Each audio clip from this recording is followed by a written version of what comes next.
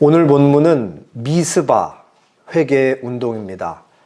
회개 운동의 결과로 이스라엘은 블레셋 사람들로부터 노임을 받고, 전쟁에서 승리를 하여 블레셋 사람들로부터 노임을 받고, 사무엘은 전쟁 승리를 한 기념으로 에벤에셀이란 기념비를 세웁니다. 오늘 말씀을 통해서 하나님은 어떤 분이시며 우리는 하나님께 어떻게 반응하고 우리는 신자로서 마땅히 어떤 모습으로 살아가야 되는지에 대해서 생각해 보도록 하겠습니다. 먼저 7장 1절 2절 본문을 보도록 하겠습니다.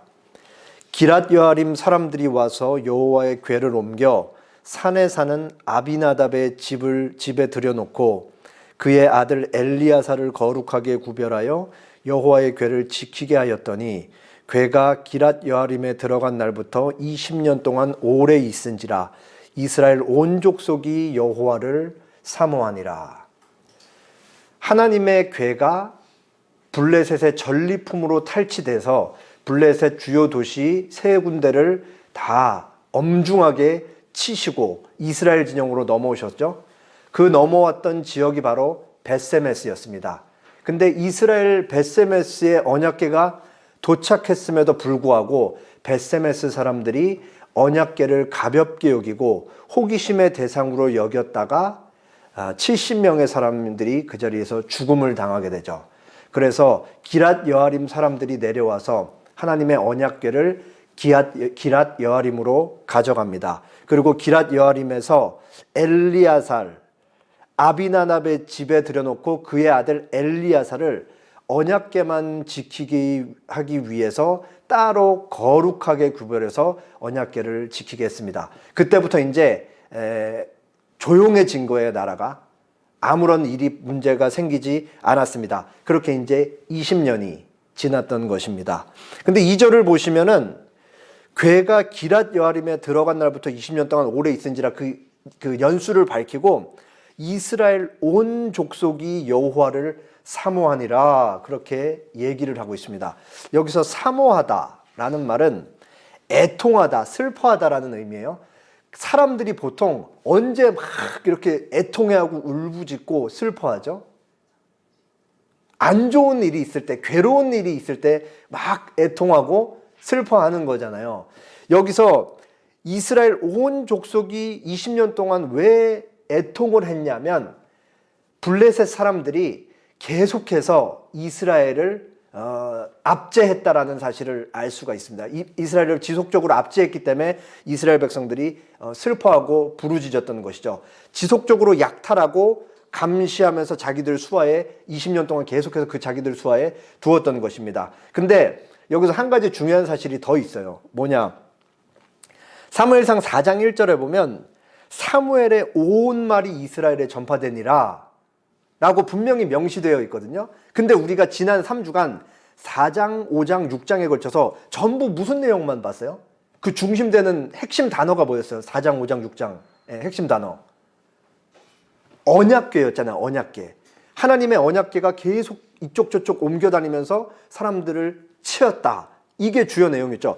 4장 1절에 분명히 사무엘의 온 말이 이스라엘에 전파되니라 하고 4, 5, 6장에 걸쳐서 사무엘의 이름은 더 이상 등장하질 않아요. 그리고 오늘 7장에서 사무엘이 이제 등장을 한다. 그게 뭘 의미하냐면 지난 20년이라는 시간 동안 사무엘이 가만히 넋놓고 집안에만 앉아 있었던 것이 아니고 언약궤가 기랏 여아림에 잘 안치되어 있는 기간 동안 블레셋이 지속적으로 이스라엘을 압제하며 탈취하고 약탈하는 그 기간 동안 사무엘이 이스라엘에서 하나님의 말씀을 지속적으로 전했다라는 걸 얘기를 해요. 그 결과 이스라엘 백성들은 블레셋의 약탈 때문에도 울부짖었지만 이제 하나님 앞에 조금씩 사무엘의 사무엘을 통해 전해지는 말씀을 통해 마음에 그 굉장히 강팍한 마음을 갖고 있었잖아요. 그 돌 같은 마음이 조금씩 균열이 일어나고 하나님을 사랑하기 시작했다. 라고 그렇게 성경이 얘기를 하고 있는 것입니다. 이제 이스라엘은 하나님께 돌아올 준비가 되어 있었습니다. 사무엘은 이스라엘 백성을 한자리에 다 모으고 설교를 시작해요. 그 설교 내용이 바로 7장 3절입니다. 사무엘이 이스라엘 온 족속에게 말하여 이르되 만일 너희가 전심으로 여호와께 돌아오려거든 이방 신들과 아스다롯을 너희 중에서 제거하고 너희 마음을 여호와께로 향하고 그만을 섬기라. 그리하면 너희를 블레셋 사람의 손에서 건져내시리라. 사무엘은 설교에서 제일 처음 뭘 얘기를 하냐? 우선적으로 해결돼야 할 죄 문제를 먼저 얘기를 합니다. 이스라엘 백성들한테 강력하게 촉구를 하는 것이죠. 만일 너희가 온 마음을 다해서 하나님께 돌아오려거든 이방신들과 아스다롯을 다 제거하라 얘기합니다. 이게 뭘 얘기해요? 지금 이스라엘 백성들이 앞에 있고 사무엘이 이스라엘 백성들을 향해서 설교를 하고 있는데 너희가 이방신들과 아스다롯들을 제거하라고 얘기를 해요. 지금까지 이스라엘 백성들이 바알신들과 아스다롯을 섬기면서 살고 있었다라는 것을 얘기를 하죠. 그럼 이스라엘 백성들이 하나님을 안 믿었나요? 그게 아니죠. 하나님을 믿으면서 동시에 우상들을 섬기고 있었다라고 그거를 얘기를 하고 있는 것이죠. 여기서 왼쪽에 보이는 게 바로 가나안 원주민들이 섬겼던 바알신, 이스라엘에 섬겼던 바알이에요, 바알. 그래서 이 바알신은 뭐냐면은 날씨를 관장하는 신이에요, 날씨. 그래서 바알신을 잘 섬기면은 이제 농사가 잘 된다. 이 어느 시대나 농경 사회에서 제일 중요한 게 뭐예요? 비가 너무 많이 내려서도 안 되고 비가 하나도 안 와도 안 되고 적당한 양의 비가 내려야지만 농사가 잘 돼서 먹을 게 많은 거잖아요. 이때 당시에 농경사회니까 바알신을 잘 섬기면은 바알신이 적정한 양의 비를 내려줘서 농사가 잘 되고 우리가 많은 곡물을 추수할 수 있다. 그래서 이제 바알신이 우리의 풍요를 책임진다라고 그렇게 생각을 했던 거죠. 이 신을 이스라엘이 섬기고 있었던 거예요. 그럼 옆에 있는 신은 뭐냐? 바알의 부인 아스다롯. 이 신은 바로 다산의 여신입니다. 다산의 여신. 그래서 아스다롯을 잘 섬기면은 여자들이 아이도 잘 낳고 그래서 잘 자란 아이들이 많이 태어난 아이들이 바알이 준 복을 통해 많은 곡식을 먹고 건강하게 자라서 군사적으로도 부강해지고 나라가 계속해서 선순환이 돼서 강력한 나라가 된다. 뭐 이제 이런 식으로 바알과 아스다롯을 섬기고 있었죠. 근데 바알과 아스다롯이 부부신이었어요. 이때 당시에 바알 신전에서 어떤 제의가 이루어졌냐면 신전 남창도 있었고 신전 여자 창기도 있었는데 남창 여창 여기서 이제 성행위를 통해서 이 부부신을 만족시키고 달래고 막 감동을 시켜야 되는 거야. 그러면은 바알이 감동을 해서 적정한 비를 내려주고 풍성한 곡식이 자라게 하고 아스다롯이 복을 줘서 여자들은 아이들을 잘 낳게 되고 이제 이렇게 그러면서 사회가 번영하고 국가가 부강해지고 이렇게 사람들이 믿고 살았던 것이죠. 여기서 중요한 의문점이 하나 들잖아요. 이스라엘은 분명히 하나님을 믿고 있었던 사람들인데 도대체 왜 이 가나안 사람들이 믿었던 가나안 원주민들이 믿었던 바알과 아스다롯을 하나님을 섬기면서 같이 섬기고 있었느냐 이런 의문이 들잖아요. 왜 그러냐면 이스라엘 백성들이 여호수아와 함께 가나안 정복 전쟁을 했었는데 그 가나안 정복 전쟁을 했던 사람들이 출애굽 2세대잖아요. 2세대. 출애굽 2세대들은 어떤 사람들이냐면 출애굽했을 때 그 광야에서 어린 나이였던 사람들 혹은 광야 그 모래밭에서 태어난 사람들이 출애굽 2세대인 거예요. 그러니까 이 사람들의 머릿속에는 거의 뭐밖에 없어요? 모래밭밖에 없는 거죠. 그냥 이런 모래만 있는 사막에서만 사니까 40년 동안 여기서 살다가 이제 하나님께서 약속하신 젖과 꿀이 흐르는 땅, 비옥한 땅에 들어간 거예요. 거기서 하나님께서 가나안 원주민들을 진멸하라고 했는데 이스라엘 백성들이 전부 다 진멸을 하질 않아요. 적지 않은 경우에는 이 사람들과 같이 살아가기 시작하죠. 그래서 하나님은 이스라엘 백성들의 유일한 하나님 여호와 하나님으로서 그들과 함께하기를 원하는데, 이스라엘 백성들은 이 가나안 원주민들과 같이 살면서 이들의 문화와 생활 관습, 농경법 이런 걸 그대로 다 받아들이는 거예요. 왜? 그게 쉬우니까. 광야에서만 40년 동안 살았는데 거기 너무 좋은 땅이 있는데 여기서 살아가려면은 원주민들을 종으로 부르면서 이 사람들이 우리에게 도움 주는 것을 다 받아 누리면 우리 그냥 모든 걸 쉽게 해결할 수가 있으니까, 이런 현실적인 이유 때문에 바알과 아스다로를 같이 섬기기 시작했던 거죠. 너무 자연스럽게 이 이스라엘 백성들에게 하나님과 그리고 바알 아스다로를 같이 이들의 삶에 들어와서 그렇게 공존하고 있었던 것입니다. 이게 바로 성경의 중요한 통찰이자 지적이죠. 과거에 하나님을 믿는 사람들의 실존을 우리에게 보여주고 있기 때문에 오늘날 우리에게도 적실성을 띠는 거예요. 우리가 하나님을 잘 믿으면서 일주일에 한 번씩 예배당에 나와서 하나님을 마음껏 예배하고 또 하나님 말씀들 듣고 하나님의 뜻이 뭔지 알잖아요. 근데 적지 않은 경우 사람들이 교회에 다니면서 여전히 점집 찾아가서 우리 남편이 이제 사업하는데 어느 털을 얻어야 되는지도 물어보고, 내 자식 이번에 대학 입시 보는데 서울대 넣어야 될지 성균관대 넣어야 될지 가서 물어보고, 뭐 이렇게 그냥 하나님 믿으면서도 점집 살아가는 사람들이 수두룩 한 거잖아요. 그리고 뭐 그뿐만 아니라 우리가 뭐 하나님뿐만 아니라 다양한 바알과 아스다롯을 섬기면서 살아가고 있죠. 그게 사람이 될 수도 있고 그게 내 자존심이 될 수도 있는 거고, 뭐 그게 사랑이 될 수도 있는 거고, 사랑에 목매는 것처럼 다양한 양상으로 드러나는 것입니다. 근데 이게 문제가 뭐냐면 필요할 때만 하나님을 찾는 거죠. 그리고 그 필요할 때만 하나님을 찾는 게, 하나님은 인격적인 하나님인데 마치 인간이 없는 신인 우상을 만들어 놓고 그 초월자가 나의 소원을 들어준다라고 착각하는 것처럼 하나님을 똑같이 그렇게 섬기는 거예요. 마치 500원 놓고, 요즘은 500원이 아니고 한 1600원 되던데 1000원 넘게 넣고 버튼 하나 누르면은 음료 하나가 쏙 빠지듯이, 내가 하나님한테 이런 기도를 했으니까 하나님은 나에게 내가 기도한 만큼에 상응하는 뭔가를 주셔야 됩니다 라고 하나님을 대하게 되는 거죠. 하나님과 바알을 같이 섬기다 보면. 이게 이제 우리 주변에서 늘상 있는 일들입니다. 사무엘은 이 문제를 먼저 지적을 하면서 회개를 촉구하는 것이죠. 바알과 아스다롯을 먼저 제거하라. 그리고 사무엘은 소극적으로 바알과 아스다롯을 제거하라만 얘기를 하지 않고 적극적으로 이제 백성들에게 얘기를 합니다.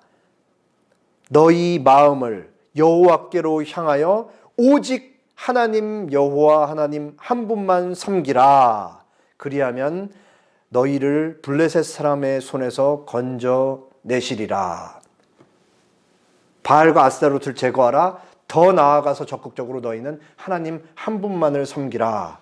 그러면 하나님께서 너희를 지키실 것이다. 그렇게 얘기를 합니다. 하나님의 말씀이 다 사라진 시대에 하나님께서 사무엘을 통해 다시 말씀하기 시작하셨죠. 그렇기 때문에 사무엘의 설교는 곧 하나님의 뜻이라고 할 수 있습니다. 여기에 나타난 하나님의 뜻이 뭐예요? 하나님께서 가지신 사랑, 하나님께서 이스라엘 백성들에게 원하는 사랑은 어떤 사랑이라고요? 배타적인 사랑. 그 사랑을 다른 무엇에게 빼앗길 수 없는 하나님 혼자만 가지셔야 되는 그 사랑이라는 것을 우리가 알 수가 있는 것이죠. 사무엘은 이제 백성들에게 양다리 신앙, 한쪽은 하나님께, 한쪽은 바알과 아스다롯에, 한쪽은 하나님께, 다른 한쪽은 세상에, 두 개를 같이 걸치고 있는 데에서 이제는 나와서 하나님 한 분만을 섬기라고 그렇게 얘기합니다. 그렇게 우상을 제거하고 하나님만 섬기면 너희를 블레셋으로부터 구원하실 것이다 라고 그렇게 얘기를 하죠. 사무엘이 설교를 마치자 백성들은 바로 반응을 하면서 바알과 아스다롯을 이제 다 버리기 시작합니다. 집안에 이렇게 나무, 목가구로 해서 요만한 것들로 이렇게 다 가신처럼 해서 바알과 아스다롯을 이렇게 들고 있었던 것이죠. 요만한 이 조각상이 뭘 그렇게 들어줬다고 이걸 다 그렇게 살고 있었던 거예요. 그리고 이제 백성들이 바알과 아스타롯을 버리자 이제 사무엘은 백성들을 모아서 대대적인 이 회개 운동을 벌입니다. 그게 이제 7장 6절 8절 6절 7절 8절이에요. 제가 6절 7절 읽고 여러분이 8절 읽어주시면 되겠습니다. 그들이 미스바에 모여 물을 길어 여호와 앞에 붓고 그날 종일 금식하고 거기에서 이르되 우리가 여호와께 범죄하였나이다 하니라. 사무엘이 미스바에서 이스라엘 자손을 다스리니라. 이스라엘 자손이 미스바에 모였다 함을 블레셋 사람들이 듣고 그들의 방백들이 이스라엘을 치러 올라온지라. 이스라엘 자손들이 듣고 블레셋 사람들을 두려워하여 이스라엘 자손이 사무엘에게 이르되 당신은 우리를 위하여 우리 하나님 여호와께 쉬지 말고 부르짖어 우리를 블레셋 사람들의 손에서 구원하시게 하소서하니. 여기서 보시면은 미스바라는 지역에 모여서 물을 길어서 하나님 앞에 마구 쏟았다 얘기를 하고 있습니다. 물을 막 이렇게 쏟는 거예요. 이게 뭘 의미하냐면은 물이 쏟아지듯이 자신들의 죄를 하나님 앞에 쏟아냈다라는 것을 이렇게 물 붓는 행동을 통해서 자신들의 죄를 하나님 앞에 쏟아놨다라는 것을 의미합니다. 자, 여기서 우리는 이스라엘의 변화를 주목해야 돼요. 20년 전과 지금 하나님 앞에 회개하면서 하나님께 돌아오는 지금을 비교를 할 필요가 있습니다. 왼쪽이 엘리 시대예요. 20년 전에. 자, 이스라엘 백성들 우상 숭배는 끊인 적이 없어요. 늘 계속되는 거예요. 하나님 옆에 바알과 아스타롯이 늘 같이 속주머니에는 그 목각 인형들이 늘 같이 있는 건데 그러면 하나님이 어떡하냐? 주변의 나라들 중에 한두 군데를 들어서 이스라엘 백성을 징계를 해요. 이번에는 블레셋이 이제 그 징계의 도구가 된 거죠. 그러면은 세 번째에 마땅히 사사시대에 7번 반복됐다고 제가 말씀을 드렸잖아요. 그러면은 징계가 들어오면 외부 민족, 이방 민족의 압제가 들어오면 백성들이 마땅히 보여야 될 반응이 뭐였어요? 눈물 흘리면서 하나님 내가 잘못했습니다 하고 하나님께 돌아오야 되는 회개가 있었어야 된다고요. 근데 20년 전에 엘리 시대 때 3번 자리에 뭐가 있었던 거예요? 백성들이 얼마나 부패했는지 언약궤 걷다 끌고 갔잖아요. 회개해야 되는 자리에서. 그러니까 구원이 없는 거고 평화가 없었던 거예요. 근데 지금 20년 뒤인 지금 사무엘 시대에 사무엘이 20년 동안 말씀 사역을 통해 이스라엘 우상 숭배를 계속해서 얘기해 오고 그리고 미스바 회개 운동이 일어나자 그 블레셋 압제로부터 이스라엘 백성 이제는 비로소 어떻게 반응을 하는 거예요? 온당한 반응인 하나님께 죄를 쏟아내며 회개를 하기 시작했죠. 그러니까 당연히 이제 구원이 있는 거고 평화가 임하기 시작하는 거예요. 그러니까 여기서 우리가 중요한 사실을 하나 알 수 있잖아요. 회개가 뭐예요? 맨날 그냥 주일날 와서 반복적으로 주님 제가 일주일 동안 주님 뜻대로 살지 못했습니다 라고 얘기하는 게 아니고 회개에는 구체적인 행동이 동반된다는 사실을 알 수가 있죠. 그리고 본질적으로 회개는 뭐냐? 그냥 입으로 말하는 기도 정도가 아니라 하나님과의 관계를 회복하는 게 그 본질인 거예요. 회개는. 그래서 회개가 너무 중요한 거죠. 하나님과 어그러지고 어긋난 관계를 다시 좋은 관계로 회복하는 게 회개이다. 그래서 다시 하나님은 이스라엘 백성 입장에서 보면 하나님을 기계적으로 대했다. 이제는 비로소 하나님을 인격적으로 대하며 하나님 당신만이 우리를 도우실 수 있는 분이라고 하나님 앞에 와서 넙죽 엎드렸다라는 사실을 우리가 알 수 있습니다. 그러면서 이제 그 미스바의 이스라엘 백성들이 이제 대대적으로 모이니까 아마도 블레셋 사람들은 지금까지 이스라엘이 이렇게 공식적으로 모이는 걸 항상 금지시켜 왔을 거예요. 왜냐하면 이렇게 지금 자기들이 계속해서 감시를 하면서 약탈을 하고 있는데 이스라엘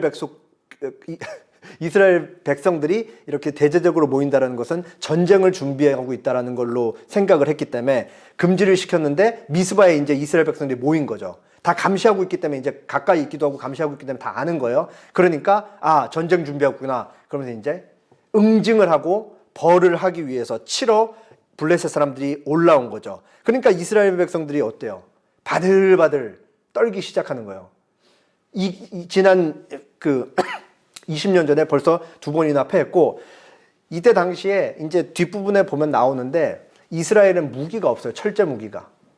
이제 나중에 가면 사울왕이랑 아들 요나단 정도만 갖고 있고 블레셋 사람들은 그 철 제조 기술이 있는 거예요. 그러니까 이 사람들이 들고 있는 무기는 칼도 갖고 있고 창도 갖고 있는데 이스라엘은 갖고 있는 게 그냥 곡괭이, 뭐 나무 몽둥이 이 정도가 단 거죠. 그러니까 전쟁에서 이길 수가 없는 거죠. 그러니까 올라오면 바들바들 질까봐 이제 떠는 거예요. 그러니까 백성들이 사무엘에게 요청을 하죠. 당신은 우리를 위해 쉬지 말고 하나님께 기도를 해 주십시오. 그렇게 요청을 합니다. 그러자 사무엘이 백성들의 말을 듣고 어떻게 해요? 하나님 앞에 번제를 드리고 그 다음에 하나님 앞에 기도를 드립니다. 그러니까 하나님께서 사무엘의 기도를 듣고 응답을 하시죠. 그 응답이 뭐예요? 하나님께서 큰 천둥 번개를 블레셋에게 내리셔가지고 블레셋 사람들이 혼비백산이 되는 거예요. 이스라엘은 열심히 쫓아가서 블레셋을 다 치게 됩니다. 그렇게 블레셋 대패, 이스라엘 대승으로 전쟁이 끝납니다. 전쟁에서 승리한 사무엘이 기념비 하나를 세웁니다. 7장 12절, 13절입니다. 제가 12절 읽을 테니까 여러분이 13절 읽어주세요. 사무엘이 돌을 취하여 미스바와 센 사이에 세워 이르되 여호와께서 여기까지 우리를 도우셨다 하고 그 이름을 에벤 에셀이라 하니라. 이에 블레셋 사람들이 굴복하여 다시는 이스라엘 안에 들어오지 못하였으며 여호와의 손이 사무엘이 사는 날 동안에 블레셋 사람을 막으시매. 전쟁 결과가 이 전쟁 과정부터 결과가 얼마나 이상해요. 이스라엘이 한 게 뭐가 있어요? 이스라엘 백성들이 군사적인 준비를 했어요? 아니면 사람들을 모아놓고 훈련을 시켰어요? 아무것도 안 했잖아요. 오늘 본문에 나타난 게 뭐예요? 이스라엘 백성들이 한 게 하나님 앞에 모여서 회개 운동한 거밖에 없죠. 여기서 우리가 중요한 사실을 알 수 있잖아요. 하나님은 온 세상을 창조하시고 이스라엘 백성을 구원한 구원자로서 자기 백성들이 하나님과 바른 관계로만 들어오면 언제든지 창조주로서의 능력을 보여주신다. 그 능력을 통해 그 백성을 지키신다. 없는 것을 있게 만들어서. 칼이랑 나무랑 싸우면 어떻게 나무가 이기겠어요? 총이랑 화살이랑 있으면 총이 당연히 이기는데 하나님이 거기서 어떻게 해? 천둥 번개를 막 쳐버리시는 거잖아요. 그러니까 이 사람들이 정신을 못 차리는 거죠. 여기서 이제 이 에벤에셀이라는 사무엘이 돌을 취하죠. 이 에벤에셀이라는 돌은 적어도 이스라엘 백성들에게 적어도 두 가지 의미에서 아주 중요한 의미가 있습니다. 이 승리의 기념비를 세움으로써 이스라엘 백성들은 뭐를 기억하는 거예요? 지난 20년에 자기들의 뼈아픈 과거를 기억하는 거죠. 뼈아픈 과거. 20년 전에는 우리가 블레셋에 2번이나 대패를 했는데 그 두 번째 전쟁에서 우리가 하나님을 도구처럼 여겼다. 우리가 그 정도로 부패했었다. 이 에벤에셀 돌을 보면서 그걸 기억하는 거예요. 그리고 두 번째로 기억하는 게 뭐예요? 그럼에도 불구하고 우리가 하나님 앞에 전심으로 돌아왔더니 하나님께서 우리를 지키셨다라는 것을 상기시키는 게 바로 이 돌입니다. 그렇게 사무엘은 전쟁 승리 기념으로 돌을 세우고 그 이후에 지속적으로 이제 이스라엘을 다스려서 비로소 이스라엘의 평화가 도래했습니다. 이스라엘의 평화가 도래했던 건 블레셋이 더 이상 사무엘이 사는 날 동안에는 이스라엘을 건드리지 못했다라는 사실입니다. 사무엘이 세운 이 에벤에셀이라는 돌은 우리가 보는 성경 밑에 보면 도움의 돌이라는 의미가 있어요. 그리고 사무엘이 이 도움의 돌이라는 에벤에셀을 세우면서 자기가 여기에 의미를 부여하죠. 그 의미를 부여한 한 문장이 뭐예요?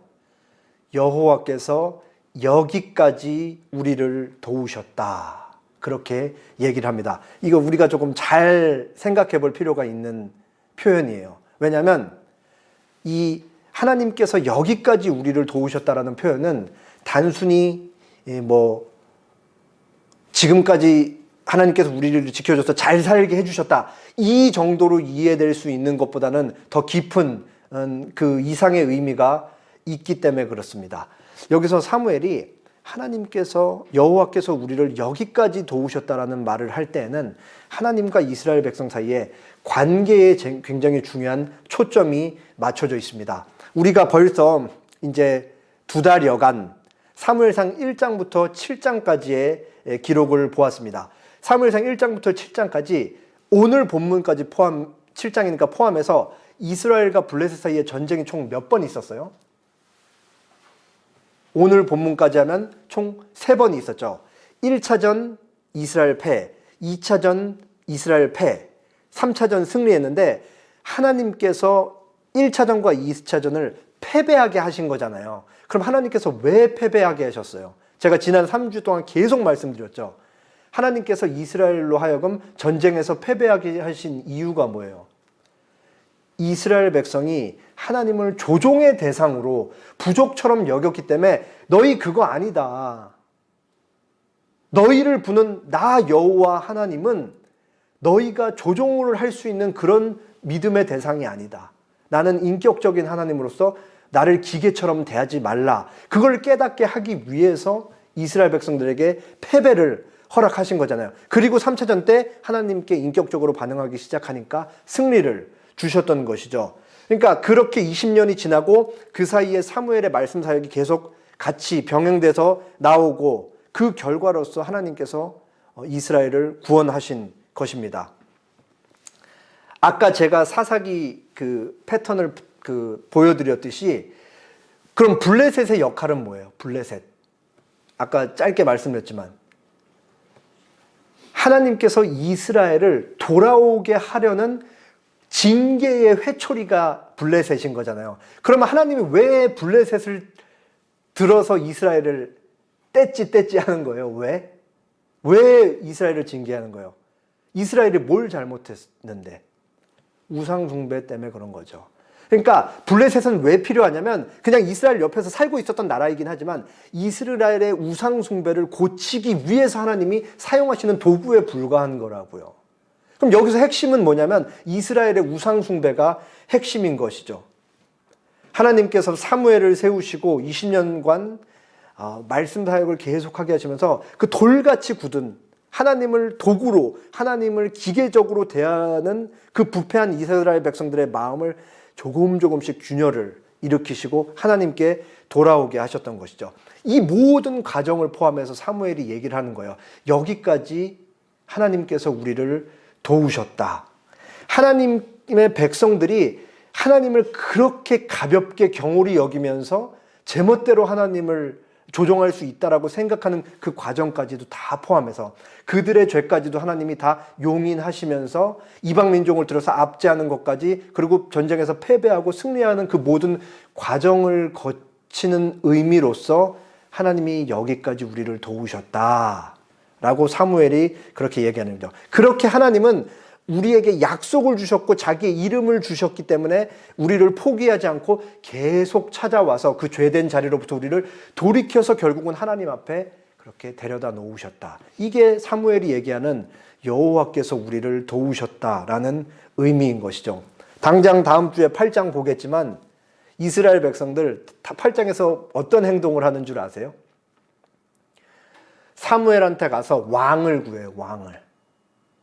왕을 왜 구하냐? 하나님이 분명히 말씀을 하세요.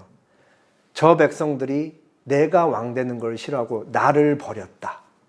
그러니까 인간 왕을 세워달라 이거예요. 인간 왕을 세워달라는 건 뭐냐면 내 멋대로 살게, 편안하게 살게, 마음대로 우상 숭배하면서 살게 우리를 지켜줄 인간 왕을 세워서 우리를 보호하게 해달라. 이런 불순한 태도가 있는 거죠. 왜 그런 거예요? 하나님 자꾸 앞에 들어오고 자기들 뜻대로 살게 못하게 계속 개입해서 찾아 들어오시니까 싫다 이거예요. 그게. 그러니까 인간왕 딱 세워놓고 우리 안전하게 보여주고 우리는 우리 멋대로 살게 해달라. 그게 바로 이스라엘 백성들이 불순한 이유로 왕을 섬기는 거죠. 그러니까 왜 이 사람들이 계속 이스라엘 백성들이 우상 숭배에 빠지냐? 우상은 편하니까. 자기들이 원하는 거 빌면 되고 그게 떨어지면은 이 자기들이 빈 우상이 들어줬다라고 계속 생각하면서 사니까. 그러니까 우상은 편한 거예요. 근데 하나님은 그런 하나님이 아니니까 계속해서 이 사람들이 자기들 편한 대로 자기들 멋대로 살기 위해 우상 숭배로 빠지는 것이죠. 제가 자주 두는 예화인데 그 알라딘 요술 램프가 이거를 잘 풍자하고 있잖아요. 램프 문질러서 신이 나오잖아요. 인간이 램프를 문지르고 램프에서 신이 나오는데 신이 나오자마자 그 문지른 인간에게 하는 첫 마디가 뭐예요?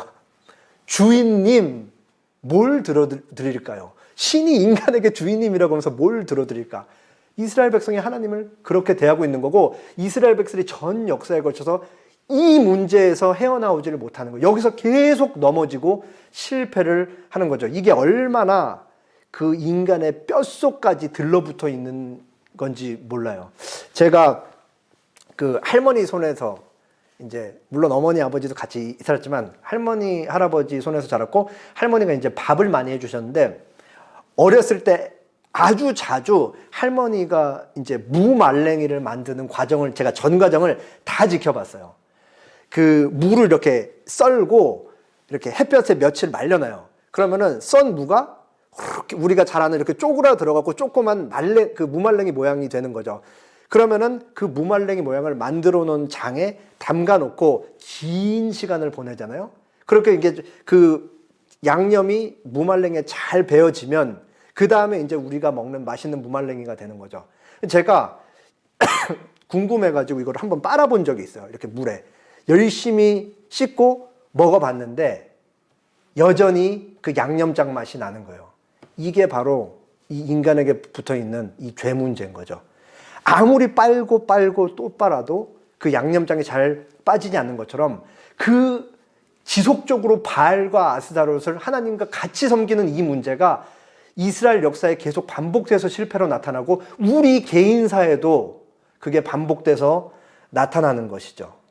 신약 시대에 오면은 오늘 본문에 나타난 이스라엘 백성들의 우상 숭배가 예수님의 표현에는 이렇게 나와 있습니다. 마태복음 6장 24절 이하예요. 한 사람이 두 주인을 섬기지 못할 것이니 혹 이를 미워하고 저를 사랑하거나 혹 이를 중히 여기고 저를 경히 여김이라. 너희가 하나님과 재물을 겸하여 섬기지 못하느니라. 그러므로 내가 너희에게 이르노니 목숨을 위하여 무엇을 먹을까 무엇을 마실까 몸을 위하여 무엇을 입을까 염려하지 말라. 목숨이 음식보다 중하지 아니하며 몸이 의복보다 중하지 아니하냐. 공중의 새를 보라. 심지도 않고 거두지도 않고 창고에 모아들이지도 아니하되 너희 하늘 아버지께서 기르시나니 너희는 이것들보다 귀하지 아니하냐. 너희 중에 누가 염려함으로 그 키를 한 자라도 더할 수 있느냐. 또 너희가 어찌 의복을 위하여 염려하느냐. 들의 백합화가 어떻게 자라는가 생각하여 보라. 수고도 아니하고 길쌈도 아니하느니라. 그러나 내가 너희에게 말하노니 솔로몬의 모든 영광으로도 입은 것이 이 꽃 하나만 갖지 못하였느니라. 오늘 있다가 내일 아궁이에 던져지는 들풀도 하나님께서 이렇게 입히시거든. 하물며 너희일까 보냐. 믿음이 작은 자들아. 그러므로 염려하여 이르기를 무엇을 먹을까 무엇을 마실까 무엇을 입을까 하지 말라. 이는 다 이방인이 구하는 것이라. 너희 하늘 아버지께서 이 모든 것이 너희에게 있어야 할 줄을 아시느니라. 33절 같이 읽겠습니다. 그런즉 너희는 먼저 그의 나라와 그의 의를 구하라. 그리하면 이 모든 것을 너희에게 더하시리라. 예수님께서 명확하게 말씀하세요. 한 사람이 두 주인을 섬길 수 없다. 하나를 사랑하면 하나는 반드시 미워할 수밖에 없고 하나를 미워하면 하나를 반드시 사랑할 수밖에 없다 라고 얘기하면서 이 양자의 뭐를 말씀하세요? 한쪽은 하나님, 한쪽은 바알과 아스다롯인 돈이 이렇게 등장을 하는 것입니다. 돈을 사랑하면 하나님을 미워할 수밖에 없고 돈을 미워하면 하나님을 사랑할 수밖에 없다. 이렇게 되는 것이죠. 근데 여기서 하나님의 사랑의 배타성, 아까 말씀하셨던 배타성이 나오는 거예요. 여기서 예수님이 우리가 살아가는데 돈이 필요 없다는 걸 모르면서 이 말씀하시는 거 아니잖아요. 예수님이 얼마나 잘 알겠어요. 살아가는데 돈이 필요한다는 걸 얼마나 잘 알면서 이 얘기를 하시겠어요. 근데 중간지대는 없다. 양자택일밖에 없다. 이렇게 얘기를 하시는 건데 그럼 왜 그렇게 얘기하시냐 이거죠. 돈은 현실이기 때문에 그래요. 돈은 현실이기 때문에. 돈이 가진 그 강력한 힘, 돈을 통해 우리가 취하고 얻을 수 있는 것, 돈을 통해 좀 더 나은 환경, 돈을 통해 좀 더 윤택한 조건, 돈을 통해 보장받는 더 많은 안전, 심지어 돈을 통해 시간까지 살 수 있잖아요. 시간까지. 얼마나 이게 매력적인 거예요. 매력적. 그럼 문제는 뭐냐? 이 돈을 통해서 얻는 유익을 우리가 원하면 원할수록 우리는 점점 어떻게 될 수밖에 없다. 하나님으로부터 멀어질 수밖에 없고 세상과 점점 가까워지면서 구별됨 없이 세상과 동화될 수밖에 없다. 세상과 똑같은 모습으로 살 수밖에 없다. 그렇기 때문에 이 두 주인을 섬길 수 없다라고 얘기를 하는 거예요. 그러니까 여기서 예수님이 뭘 계속 얘기해요? 들풀을 보라, 꽃을 보라, 하늘에 나는 새를 보라. 먹고 살 만큼 하나님이 충분히 살리고 먹이시질 않느냐. 부자 된다는 약속은 없어요. 하나님께서 우리를 먹고 입을 만큼 책임져 주신다는 건 약속을 하고 계신 거예요. 그러나 더 갖기 위해서 계속 그것을 쫓지 말아라. 그건 너무 강력한 힘을 갖고 있기 때문에 너희가 그것만 쫓다가는 하나님을 미워하게 될 것이다라고 경계를 하고 있는 것이죠. 그러면서 제일 마지막에 결론을 뭐라고 하세요? 그런즉 너희는 먼저 그의 나라와 그의 의를 구하라. 그리하면 이 모든 것을 더하시겠다. 이 모든 것 10억에서 100억 되게 해주시겠다. 이런 의미가 아닌 거잖아요. 먹고 살 만큼 허락해 주겠다. 여기서 너희는 먼저 지금 얘기의 결론, 두 주인, 돈과 하나님 얘기하면서 하나님이 다 먹이고 입히신다에 대한 결론이 그의 나라와 그의 의를 구하라는데 예수님 뭘 말씀하시는 거예요? 너희의 정체성을 잃지 말라는 걸 얘기하시는 거예요. 정체성. 하나님의 백성들의 정체성이 뭐예요? 삶 속에서 세상 사람들과는 철저하게 구별되고 다른 모습으로 하나님께서 거룩하시듯이 그 백성들도 거룩한 모습으로 살아가고 하나님께서 선하듯이 하나님께서 사랑이듯이 하나님께서 정의를 좋아하듯이 그것을 삶 속에 구현해내면서 다른 모습으로 살아가는 것이 바로 하나님의 나라와 하나님의 의를 구하는 삶인데 세상 사람들이 좋아하는 걸 똑같이 살아가다 보면 이게 다 사라지니까 너희의 정체성을 지키면서 살아라. 그렇게 예수님이 얘기를 하고 계신 것이죠.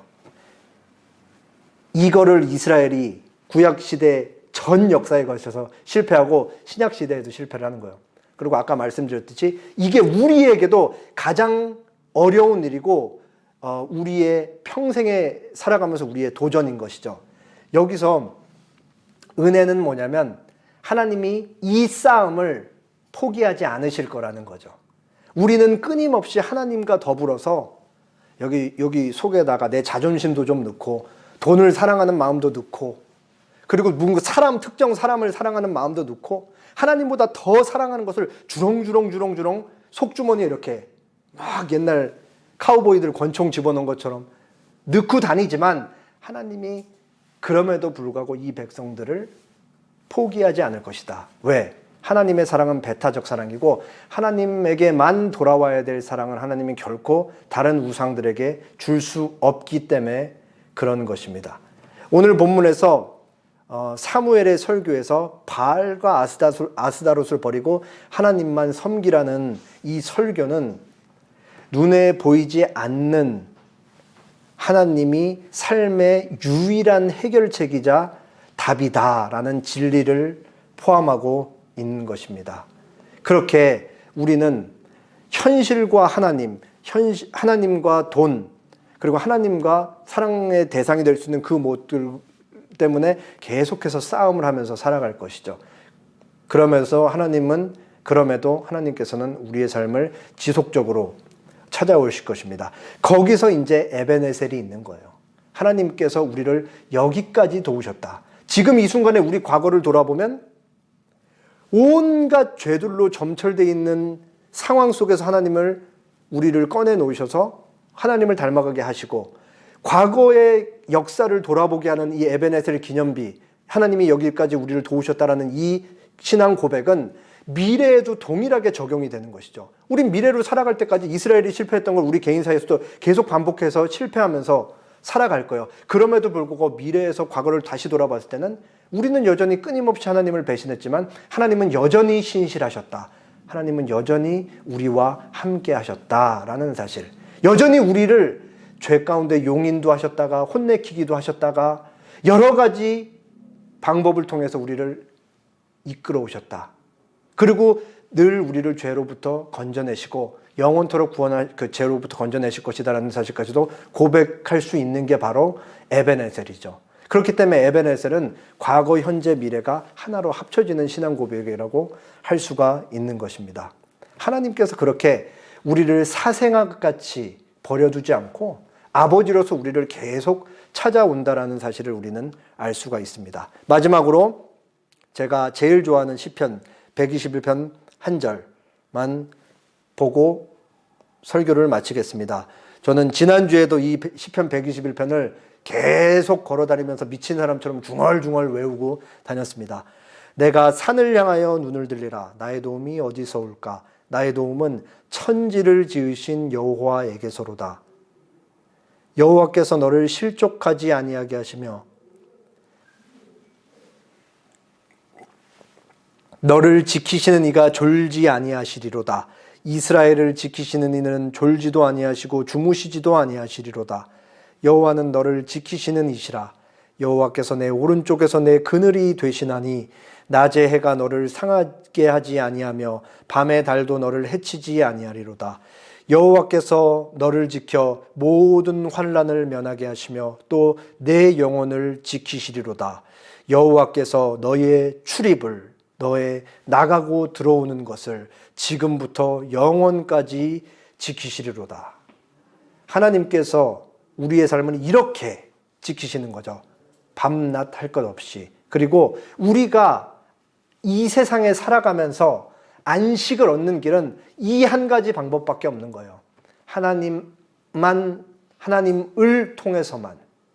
그렇게 우리에게 유일한 안식을 주실 분은 하나님밖에 없고 우리 인생에 생겨나는 모든 문제에 대한 답은 오직 하나님밖에 없다는 사실을 우리는 배울 수 있습니다. 다 함께 기도하겠습니다.